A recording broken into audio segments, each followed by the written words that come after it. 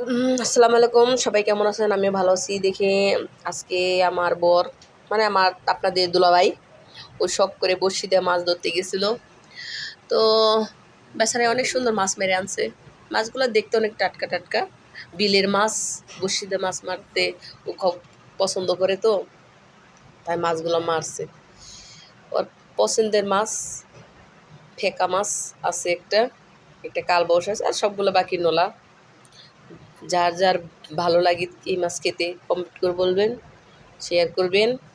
ঠিক আছে, আমারও খুব পছন্দ মাছগুলো হয়েছে। অনেক সুন্দর মাছ মেরে আনছে, তার জন্য আমার বরকেও ধন্যবাদ জানাই।